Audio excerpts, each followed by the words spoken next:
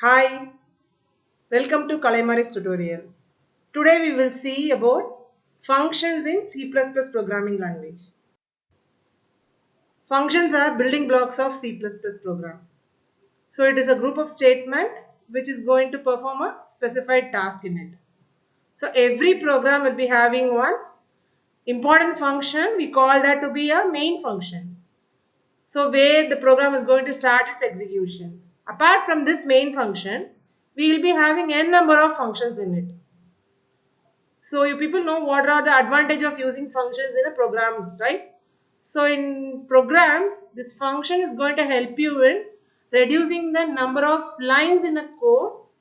Since so many functions are being involved in a program, if the same function has to be called many times in a program, in that case, we will simply define a function only once and we will call the particular function wherever it is required. So this is the main advantage of using the functions. So in this presentation, we will see what are all the functions and how it is being used. And while for using the functions in a program, we have to declare the function and define the function. So we will see all these things in this video. So I was telling about the main function in a program, right? So this is the syntax of using that particular main function. So int is a return type and main is the keyword being used, and inside this flower brace we are going to give the statements for its execution. So this is a point where the program is going to get executed. So I was telling about the function declaration and the definition. So for every function, we have to perform this declaration and definition. This function declaration is going to tell the compiler about the function's name, its return type and its parameters. And this function definition, it is going to provide the actual body of the function. And it is going to hold the statements for its execution.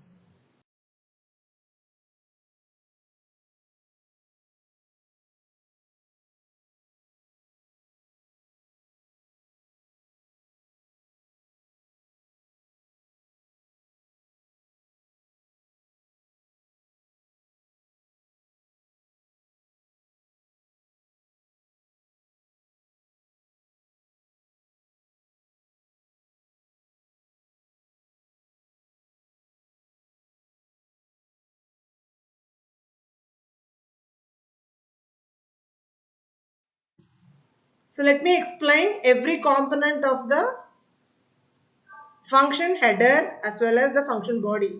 So as I told, the function header will be consisting of the return type.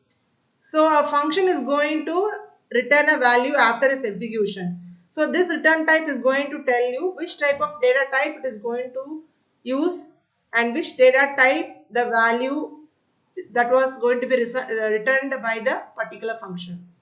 And function name is the actual name of the function being given to the function. Again, the parameters is going to act like a placeholder. So whenever a function is called, we will be passing a value to the function through these parameters only. So these values are going to be referred as a actual parameter or the argument. So this parameter list is going to refer the type, order and number of parameters of that particular function. So this parameter list are optional and this function may contain parameters or else it may not. So it is going to be the optional part only in the header part. Again, the function body will be having the collection of statements for its execution, right? As function is going to be defined for a particular functionality or a task. So set of statements is going to reside inside the function body. So that's all function definition. Now we shall see about the function declaration. A function declaration tells a compiler about a function name and how to call the function. So this function declaration is going to tell the compiler as if function is going to get defined somewhere else in the program and it is going to give the notification about it. So the syntax will be like return type, function name and the parameter list followed by the semicolon. So this what is the declaration. So I have given an example.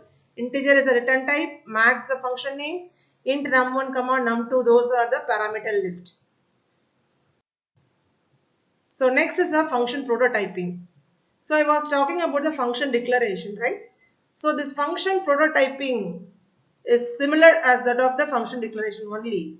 So this is going to help you in telling the compiler about the function defined inside the program. So it describes the function interface with the compiler by giving details such as number and type of argument and type of return types. With function prototyping, a template is always used when declaring and defining a function. So when a function is called, the compiler is going to use a template and it is going to ensure that proper argument are passed and return value is treated correctly. So this is the main functionality of using the function prototyping inside the program. We have seen like float volume, int x comma, float y comma, float z. So this is the function prototyping statement, correct? So this what is the declaration. So here we are passing x, y, z variable name. So that is the optional only. So we are going to call that dummy variables. So the variable names in the prototype acts as a placeholder only.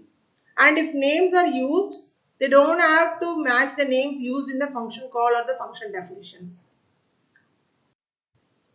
So this is one example.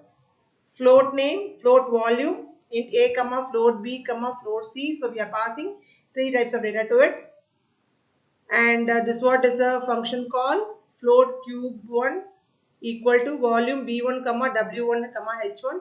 See here I am passing b1, w1 and h1 as an argument to the function call. And here in the function definition, I am using some other parameter name like a, b, c.